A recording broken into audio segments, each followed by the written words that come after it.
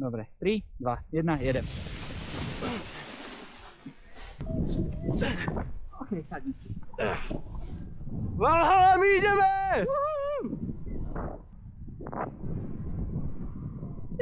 Juri, tak ako si užil Red Bull X Alps 2025? No boli to tie správne galeje, kedy sa bojovalo každý deň, či už s počasím, únavou, strachom, hladom, bolesťou alebo sračkou. Asi môžeme povedať. Môžeme povedať, lebo to tak bolo. A bolo to fenomenálne, no na dobré veci sa čaká. Čakal som na to od poslednej mojej šance 6 rokov a som rád, že to prišlo až po 6 rokoch, pretože nebol som 100% pripravený, ale môžem povedať, že som bol oveľa viac pripravený, a aj keď ma to štvalo, že som sa nedostal 2023 ani 2021, nemal by som na to. Čo sa týka toho pocitu dojdenia do cieľa, nejak si to predstavoval, že aké to bude, a vieš to porovnať s tým, že aké to bolo? Neviem, pretože ja som... Taký môj prístup je kvázi, nechcem povedať, že je to skromné, ale niečo v zmysle najprv činy, potom reči, alebo najprv činy a potom proste nejaké závery. Aha. Takže ja som si len predstavoval to vyslobodenie a tú radosť, že vlastne som sa pokonal s tak ťažkou cestou, tak ťažkou trasou, najdlhšou v histórii a najkomplikovanejšou. Bolo to krásne, bolo to úžasné a musím povedať, že na kopci som sa aj tak trošku opúšťal. Zľahka. Boli slzičky? Slzy nie. V hrdle, guča? Nie.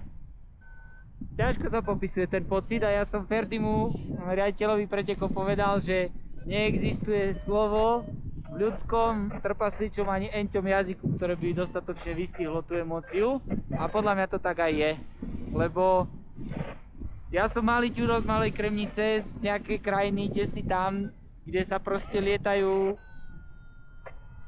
proste nič, hej, u nás sa lieta v porovnaní s Alpami Prdmakovi. Kde sme to skončili? No, že Malá Kremnička, u nás sa lieta. No, na Slovensku sa lieta Prdmakovi v kombinácii s Alpami, čo sa týka komplikovanosti, ale aj celkovo tých možností a tak ďalej, počasia. Takže pre mňa to bola takmer nepredstaviteľná, nedosiahnuteľná meta pre nejakého ďura z Kremnice a ja som zrazu bol v cieli. Takže tak nejak. Bolo to prima, ja som si to sa snažil proste maximálne užiť na tom pontóniku, neviem ako ty. Ale myslím si, že to bol akože dosť dobrý moment. Bol, no. Ja som sa tu opúšťal, pretože ako to povedať, tak je to taká tá slovenská mentalita, hej. Nemyslím to úplne v zlom, ale sme to my a to na to nemáš, to nedokážeš. Nie sme majstri sveta proste jak Američania, alebo... Čo na jednej strane myslím si, že môže byť aj zaujímavé, alebo dobré, pretože to prináša skromnosť, hej. Ja napríklad strašne nemám rád presne takých, čo príde a on všetko spraví, všade bol, do pitvora, tak správ a potom rozprávaj. Nie, že ja spravím to, spravím hento, spravím a ja spravím, ja vyleziem na Mont Elbrus na Marse, ale nedá sa to. Takže pre mňa to bolo niečo také, že ty kokos, že to je proste s najväčšími bohmi paraglidového sveta sa pretekať a proste to najviac, čo existuje v paraglidingu, kedy ty musíš zhodnotiť svoje možnosti a lietať v počasí, kedy vtáky chodia pešo, alebo dosť často lietať v počasí, kedy si iní netrúfnú, ani tí najlepší, pretože je to komplikované, je to ťažké, môžeme povedať, že je to nebezpečné, ale nebezpečnosť je subjektívna vec, čo zvládne, kto zvládne, hej? Či lietanie v daždi, či v búrkach, či vo féne ako čertová, no. silnom ako čertov dých, proste bolo to pre mňa niečo tak nepredstaviteľne nedosiahnuteľné, že som išiel sem aj tento raz s malou dušičkou a cítiť to, že sa to podarilo, bolo niečo z iného sveta proste. Z iného No sveta. ale spravil si, podarilo sa a vlastne teraz už môžeš aj rozprávať o tom. Dobre, tak rozprávam. Čo budeš rozprávať, že vlastne, že ako náročné veľmi to bolo. Nebola to úplne, že aj keď sa potom už dosť lietalo, potom možno začiatku, ktorý bolo toto, ale vlastne aj tak ťa ešte tam chytili búrky, bol tam padák roztrhnutý, boli tam zašívacie problémy, Rameno rameno. vyklbené, klenok vybitý, pračky, no tak ako, ja si dovolím citovať, tuším, že to povedal Seneca, že čo bolo ťažké prežiť, na to sa ľahko spomína. Takže, ale to úplne pôjde. Čo, že paráda, každý deň sme sa trošku vybáli, trošku zabojovali a nakoniec to bolo fajn. Nie, každý deň sa bojovalo, každý deň bolo niečo, ale mne sa podarilo po 2 dňoch dostať do situácie, že proste som tu, lebo tu chcem byť a som tu a som teraz. Čo bude zajtra, čert viem, musím sa sústrediť na aktuálny moment a preto si myslím, že veľa situácií, ktoré boli akože subjektívne v tom momente hraničné, čo sa týka napríklad lietania v tom silnom féne, búrky a v tom silnom vetre na Zugspitze, som bol schopný proste veľmi rýchlo spracovať a opäť získať dostatočnú odvahu a morálku na to sa do toho trpnúť znova. Alebo vlna, ty kokos, proste, no, sranda. Ako veľmi si myslíš, že si bol akože na hranici fyzicky a mentálne? Fyzicky som išiel na 60%, aj keď mi to nechcete veriť, ale poznám sa. Ja by som akože taký v tom furka pase a deň predtým by som kľudne povedal, že aj 91,5. Vo furka pase? Tam keď si na tej ubytovni bol večer, tak si akože vyzeral hodne zbedačene. Zbedačenie, ale keď si myslíš, že nevládzeš, tak to si na 30%. Ako, vieš, jedna vec je fyzično, lebo ja som málo a slabo spával do začiatku, pretože mi šrotovala hlava hovadinu. A keď sa zle vyspíš, tak tvoje fyzično ide dole v jednotkách percent. Ale mentálne schopnosti idú v desiatkách. To je, prebdetá noc ti zníži tvoje mentálne schopnosti. Možno trepem, ale mne sa zdá, že som čítal medzi 20 až 30%. A keď letíš, ty musíš byť taký, že keď letí okolo guľka, tak ju chytíš do zubov. Hej? Na XLP, lebo to proste non-stop nejaká hovadina, búrka, hovadiny, proste silný vietor, rotor, pristávanie v strašných miestach. Musíš byť proste mentálne schopný rozhodovať sa okamžite v hodne komplikovaných, nazvime to vrstvách, ale proste v niekoľkých vrstvách problému, hej, že teda rozhodne sa ísť tam lebo, hej, niekoľko vecí a nájsť proste to správne rozhodnutie aj v priebehu 10 sekúnd, keď ťa začne žuť vietor, neočakávane.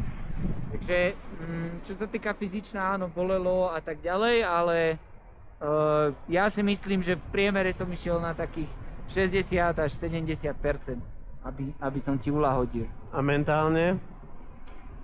Si bol... Boli krátkodobé, kedy som šiel 100. To bol fén, najmä to pristátie v Meráne. Peráta s čerstvo vyhodeným a vráteným ramenom. To bolo, tam som ručal ako viking, keď ho berú na nože. A aj potom na Zugspitze, keď sme leteli, tak v tom silnom vetre to bolo také, akože... To bolo čo, nejak 70 km za hodinu? Hej. Tam ma chrumalo, nevedel som prečo, čo mám vlastne, ako ale opäť, to čo jedenkrát 100% je na druhýkrát 70. Ale keď je na jedenkrát 130, tak na druhýkrát je to 100, takže dalo sa to vytrimať, trochu som si tam posetkal, trochu ste ma nasrali, som sa vyzúril, dal som si rezník a už to bolo zase OK. No, to sa nám osvedčilo, že proste keď ťa trošku vyštorcujeme, že potom ešte proste trošku pridáš. No lebo to bolo naschvál. hnev je pre mňa proste, to je náboj. Ten sa dá premeniť na rôzne iné veci a... Ty chytáš zubami. Dobre. A nejaký, neviem, najhorší moment? No, ten roztrhnutý padák. To bolo také, že to som skončil. To mi tu nikto toho boha Druhý deň. nezašije. Ale prišiel Mike. Mike to akože klobúčik dole, no.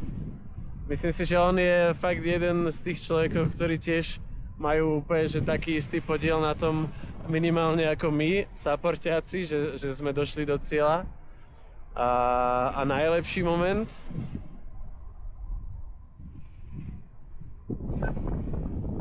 Keď som vytočil posledný stupák a videl som, že doletím do Schmittehöhe a Belgičan ma nechytí. Beťar jeden. No toto bola sranda pre mňa, lebo ja som celý čas akože si tak podvedome hovoril, že aj tak proste chceš dôjsť čo najlepšie, nie len že dôjsť do cieľa, aj keď samozrejme ten hlavný cieľ bol dôjsť do cieľa, ale akože aj som rád, že potom si na konci si to sám priznal, alebo si sa switchol, že chceš ešte aj možno, že proste popredbiehať, že koho sa dá.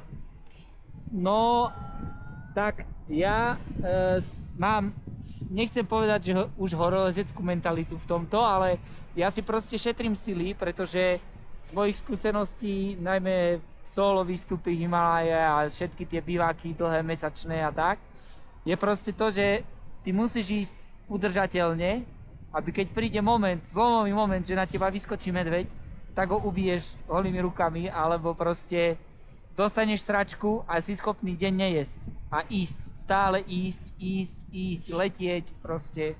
Takže ja mám takú tu, že idem pod svoje možnosti maximálne, aby keď príde ten skutočne zlomový, neočakávaný moment, ktorý nemusí byť súťažný, ale proste taký ten pre mňa akože bojovný, hej, že to musím proste teraz sa zmobilizovať, tak aby som tú energiu mal, lebo ja neviem, proste lezieš severnú stenu Eigeru a nemáš kde bivakovať. Počka, to bolo Petit Dru a nemáš kde bivakovať. A proste visíš celú noc v 80-70 stupňovom svahu, sedíš na ničom, nič si nejedol, nič si nepil a ráno sa musíš dvihnúť, hladný, smedný, mokrý, unavený, dosraný, došťaný od strachu a ísť ďalej. A ďalej, celý boží deň, kým si nájdeš miesto na bivák a aby si bol proste týchto vecí schopný, lebo to príde. Takáto vec príde. No a možno, že dlho rozprávam, ale ja aj tak trochu teraz lietam, ako pilotujem. Ďalšou z tých vecí, z tých rovín, prečo som sa nehecoval, je to, že ten pretek je skutočne dlhý. A to, že si prvý deň, prvý, druhý deň, druhý a ja neviem, 7. deň, prvý, je úplne jedno, lebo rozhoduje sa až v tom cieli a mne ušiel mi pek, ten prvý, ktorý mi keby som držal proste krok, tak mám šancu na seriózne veci, ale ja na to nemám fyzicky sa tak hecovať ako oni. Takže som sa proste prepol do toho, že ja neriešim, koľký som, potrebujem najviac lietať a čo najmenej chodiť, ale keď už bolo jasné, že proste mám na to sily, aby som došiel, tak som prepol do toho, že poďme bubny, tak metály. Uvidíme, možno na budúce. Na budúce bude, keď so mnou pôjdu rovnakí chuji ako tento rok, namotivovaní na to ísť znova, lebo hoci je napísané, že Ďuri Fuchs skončil, neviem koľký, 13. či ako? 13. Ale to nie som ja, 13. Ale to si ty, to je Pavel, to je Zdeno, to je Kubo, to je Aďo.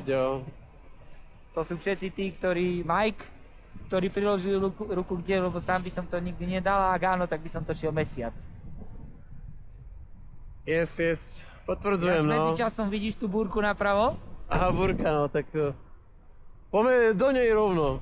Vieš, ako to potáhne, kamarát? Fucking hell. Dobre, no a ešte mi povedz, že ako čuráš, keď letíš. Vieš ako? Chytím ťa za stehná, Neukazuj. rozťahnem. Ale môžeš to teraz ukázať. Je v pohode. Nakloň sa dopredu, ruky daj pred toto. No. Tak, pred. Rozkroč nohy a vykloň sa cistinou dopredu. A prehni sa tak, aby si mal cistinu čo najviac predu a nohy čo najviac. Ježiš, to nechcem čúrať teraz. A tak s tým. Dobre, je to tak polovične pohodlné. A teraz si predstav, že v tomto momente ti z kola bude padať a nedržíš. To nechceš. Dobre, nechaj ešte- nahrávať, ideme sa zabaviť. Čo ty Zabávaj. Ready, set, wing over. Ready. Wing over!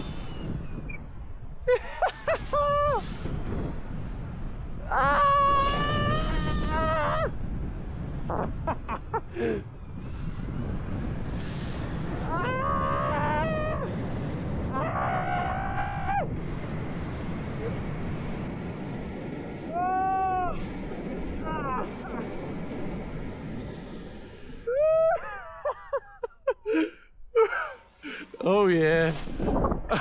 No vole! Dobrý. Skoro...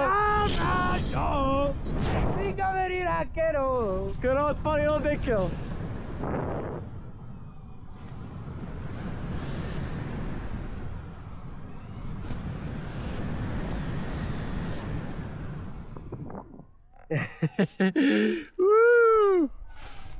No dobre, ideme pozrieť pristátie.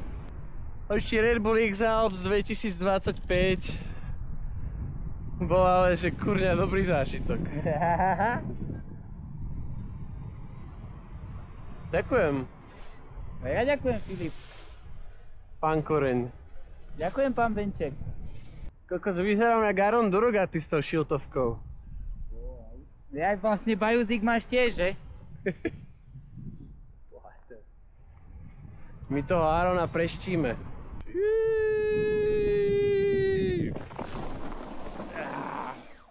Sme to poslali.